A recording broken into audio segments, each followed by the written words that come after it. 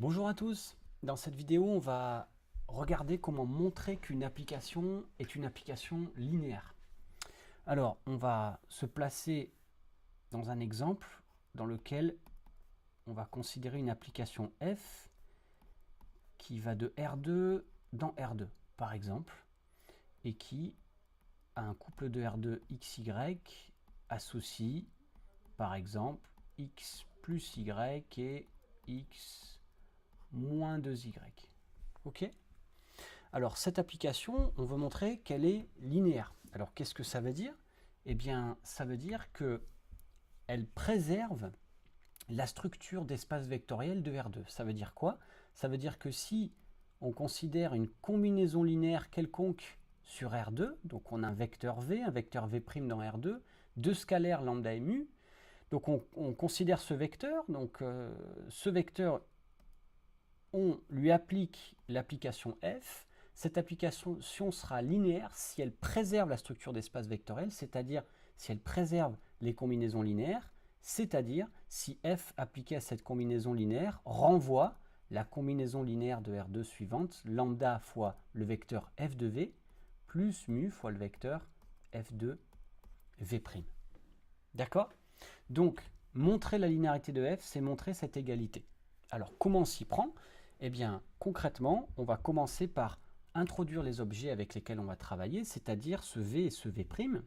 Okay, et ce v et ce v', si on veut pouvoir faire agir f dessus, on a besoin de leur donner des coordonnées.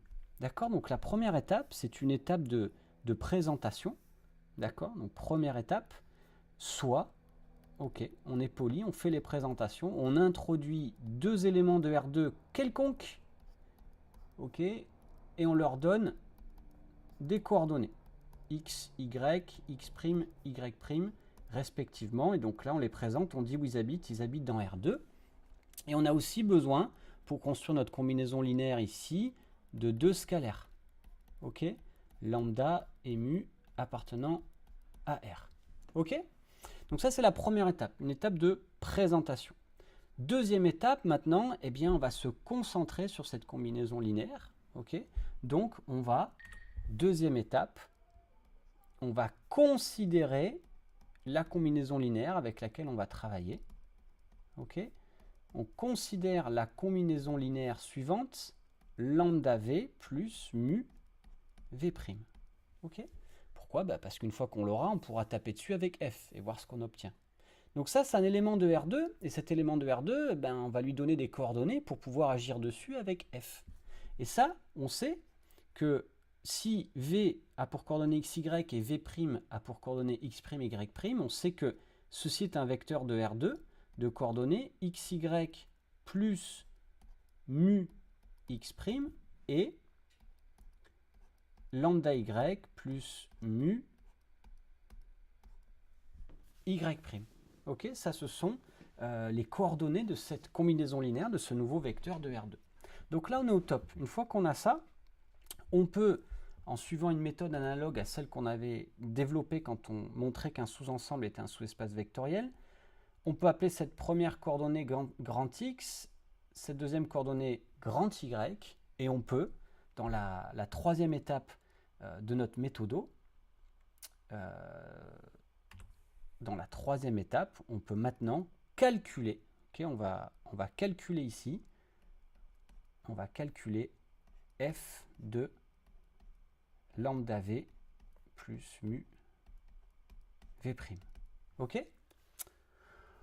On y va. Donc, calculons cette grandeur-là. Alors, c'est parti. Donc, on a la définition de f. On la regarde une dernière fois. Ok? Notre définition de f, elle est là. Qu'est-ce que fait f? Un couple xy, elle renvoie x plus y, x moins 2y. Ok? Eh bien, on y va. Calculons, du coup, f de grand X, grand Y, ici. D'accord? Donc, f de grand X, grand Y, ou f de lambda x plus mu x', lambda y plus mu y', d'accord? Ça, c'est bien f de lambda v plus mu v'.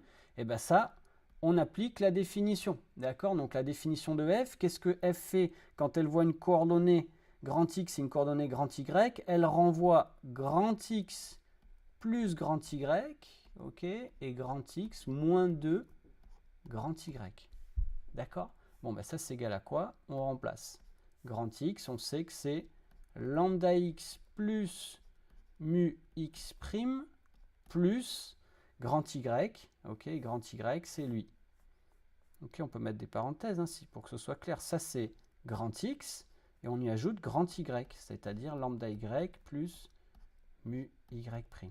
Ok, ça, c'est la première composante de cet élément de R2, l'image de la combinaison linéaire par F. Deuxième composante, grand X moins 2 grand Y. Et bien, on y va, on remplace grand X, c'est lambda X plus mu X', ok, moins 2 fois grand Y, c'est quoi? C'est ce mec-là. Lambda Y plus mu Y'. D'accord? Donc là, on a bien un élément de R2. Hein, ok? Une première composante et une deuxième. Bon, ben ça, qu'est-ce qu'il faut faire maintenant? Donc là, on a fait le plus dur. Hein. On a regardé l'action de F sur notre combinaison linéaire préférée. Et maintenant, il faut vérifier. On va maintenant passer à la deuxième étape. Il faut vérifier que l'on obtient bien lambda fois f de v plus mu fois f de v'. Et ça, comment ça se montre? C'est toujours pareil. On regarde notre expression droit dans les yeux, là. OK? Et on va factoriser par les scalaires. On va factoriser par lambda et mu. OK? Donc, quatrième étape, on factorise. On va remonter un petit peu. Quatrième étape, on factorise par lambda et mu. Ok? Donc on y va, on a notre expression là-haut, là. Donc on va reprendre, hein. Donc on va reprendre du départ. Ce qu'on est en train de regarder, c'est f de lambda x mu x', lambda y mu y'. Ok, ça c'est rien d'autre que lambda v plus mu v' écrit en coordonnées. D'accord? Ça c'est le côté gauche. Bien. Alors ça c'est égal à quoi? Bah, c'est parti. On factorise par les scalaires. D'accord? Peut-être qu'un petit code couleur peut nous aider là. Ok, donc là, on va factoriser par lambda et ensuite par mu. Alors lambda, on regarde dans notre expression, où est-ce qu'il est l'ami lambda? Il est là, il est là, il est là, et il est là. Ok, donc si on veut écrire l'expression au-dessus, là, parce que là, c'est ça qu'on est en train de regarder, hein, on repart de là, là. Ok? Si on veut réécrire cette expression en factorisant par lambda et mu, ben dans un premier temps, ce qu'on va être obligé de faire, c'est de dire que lambda ici, il factorise quoi? Ben, on suit un lambda ici, ben, il y a un x. Hop, on continue. Plus y. C'est tout pour la première composante, donc virgule. Deuxième composante, où est-ce qu'on a du lambda? Devant un x, rien, hop, devant un moins 2y. Ça, c'est tout ce qui comporte du lambda. Ok? Bon, ben, c'est pas fini. C'est pas fini, pourquoi? Parce que bah ça, c'est pas égal à ça. On n'a pas tout à fait terminé. Maintenant, on va regarder. On va dire que ça, c'est plus mu. Alors, mu, bah, je sais pas, on va le mettre en jaune. Plus mu, facteur de quoi? Alors, le mu, il est où? Il y en a ici du mu, il y en a là, il y en a là, et il y en a là. D'accord? Donc, plus mu, facteur de quoi? Hop, bah, mu, il est devant x'. Vous me suivez? Il est devant y', donc on a x' plus y', virgule, on continue. Donc là, on a tout fini dans la première composante. Hein. On passe à la deuxième composante. Le mu, il est devant le x' et il est devant moins 2y'. Voilà, qu'est-ce que c'est beau ça? Pourquoi est-ce que c'est beau? D'abord parce que c'est des maths, mais c'est beau parce que ici, là, c'est quoi x plus y, x moins 2y? Ok, bah là, on reconnaît immédiatement l'action de f. On va retourner voir notre application une dernière fois. F, quand elle tape sur un vecteur v de coordonnées xy, elle renvoie x plus y, x moins 2y. Donc, qu'est-ce que c'est que x plus y, x moins 2y ici? Ben, ça, on le reconnaît. C'est rien d'autre. Hein. Tout ça, là, c'est quoi? Ça, c'est f de xy. D'accord? Et f de xy, c'est quoi? C'est une notation pour notation en coordonnées pour f de v. D'accord? Donc ça, c'est égal à quoi? C'est égal à lambda, multiplication par un scalaire f de v, ok, plus quoi? Plus ça là. Et ça, c'est quoi? X' plus Y', X' moins 2Y', eh bien ça, c'est f de X', Y'. Ok, et ça, on sait que c'est une notation en coordonnées pour f de v'. D'accord? Donc là, ce deuxième terme, c'est mu fois f de v'. Ok? Bon, bah c'est fini. On conclut quand même, on va se faire plaisir, on va faire une petite conclusion. D'accord? Donc, étape 5 de la méthodo.